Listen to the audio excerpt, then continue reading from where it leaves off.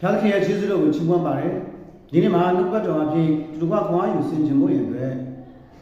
ယေရှာယနဂတိကျမ်းအခန်းကြီး8အပိုင်းငယ်20မှာတရားတော်ကို၎င်း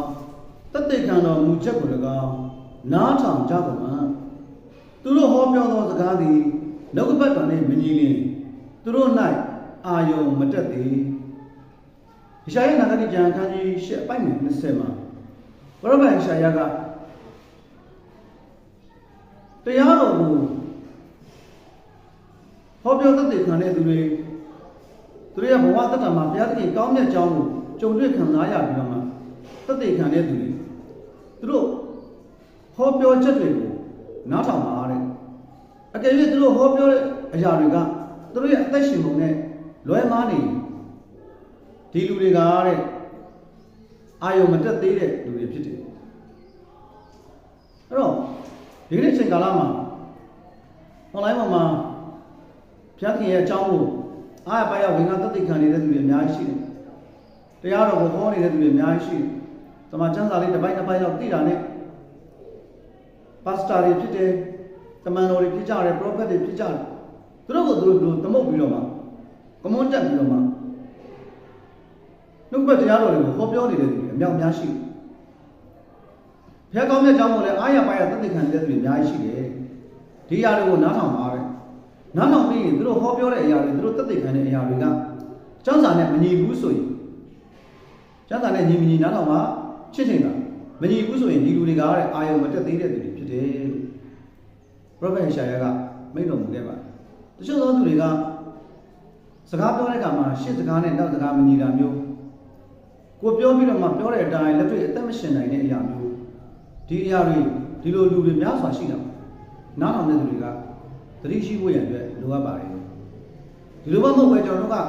ကိုယ်တိုင်ကနှုတ်ပတ်တော်ကိုမဖတ်ယုံကြည်သူဖြစ်ပြီးဓမ္မကျမ်းစာကိုစစ်စစ်မကြည့်သူတို့ရဲ့ဟောပြောသမျှတွေသက်သေခံသမျှတွေကိုနားထောင်ပြီးတော့မှလက်မတွေထောင်အာမင်တွေထိုးရင်တွေဆိုရင်တော့ကျွန်တော်တို့ကဒီလိုမျိုးအာယုံမတက်သေးတဲ့သူတွေကိုဝိုင်းပြီးတော့မှထောက်ခံအားပေးသလိုမြောက်ပင့်ပေးသလိုပုံစံမျိုးနဲ့သခင်ယေရှုခရစ်တော်ဘုရားရဲ့သာသနာကတပြည့်ပြည့်နဲ့အပေါ်စားပုံစံမျိုးဖြစ်လာနိုင်တယ်။ဒါကြောင့်ဒီကနေ့ဗေရိမြို့သားများကဲ့သို့ယုံကြည်သူတို့ချင်းစီတိုင်းရဲ့အချုပ်အခြာကနှုတ်ကပတ်တော်ဖြစ်တယ်။ကိုယ်တိုင်နှုတ်ကပတ်တော်ကိုစစ်စစ်ဖတ်ရှုဆင်ခြင်မှာကြားခဲ့သမျှတရားဟောချက်တွေတသက်ခံချက်တွေကိုနှုတ်ကပတ်တော်နဲ့ပြန်လည်ပြီးစမ်းစစ်ပါ။ပြီးတော့မှသူတို့ပြောတဲ့စကားတွေကကျမ်းစာနဲ့ညီမညီပြန်လည်ပြီးတော့မှချစ်ချင်လိုအပ်တယ်လို့သူတို့ပြောတဲ့အတိုင်းသူတို့အသက်ရှင်မရှင်ကိုလည်းကျွန်တော်ကြည့်ဖို့လိုပါတယ်။သခင်ယေရှုဘုရားကတော့နှုတ်ကပတ်တော်တွေကိုဟောပြောတဲ့အခါမှာသူဟောပြောတဲ့အတိုင်းသူအသက်ရှင်ပြခဲ့တယ်။သူအသက်ရှင်ပြသလောက်ပဲသူကဟောပြောခဲ့တာဖြစ်ပါတယ်။ဒါကြောင့်ဒီနေ့ယုံကြည်သူညီကောင်မောင်တို့များနောက်ဆုံးသောချိန်ကာလထဲမှာဝိညာဉ်ရေးရနဲ့ပတ်သက်ပြီးတော့မှအားနာစရာမလိုဘူး။အထူးသဖြင့်သတိထားဖို့လိုပါတယ်။တချို့သောယုံကြည်သူညီကောင်မောင်တို့တွေကဘယ်လိုပြောလဲဆိုရင်ဆရာရဲတဲ့သူတို့တွေလည်းကျမ်းစာအုပ်ကင်ပြီးတော့တရားဟောနေတာပဲ။ကျမ်းစာအုပ်ကင်ပြီးတော့မှကျမတို့ကိုလာပြီးဆုတောင်းပေးတယ်တရားဟောတယ်ဆိုတော့ကျမတို့လည်းနားထောင်ပြီးတာဝိညာဉ်ရေးနဲ့ပတ်သက်ပြီးအားနာစရာမလိုပါဘူးနှုတ်ကပတ်တော်ကိုဟောပြောတဲ့သူတွေအများကြီးရှိပါတယ်သူတို့ဟောပြောတိုင်းကျွန်တော်တို့လိုက်ပြီးတော့မှနားထောင်ဖို့နာခံဖို့လိုက်လုပ်ဖို့မဟုတ်ပါကျမ်းစာထဲမှာပြန်ကြည့်ရင်စာရမာနတော်မှာကျမ်းစာနဲ့ပဲသခင်ယေရှုကို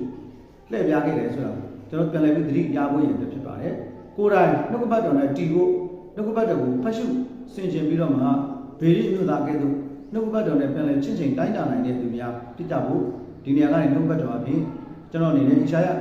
အနာဂတ်ကျမ်းခန်းကြီး8အပိုင်းငယ်20ကို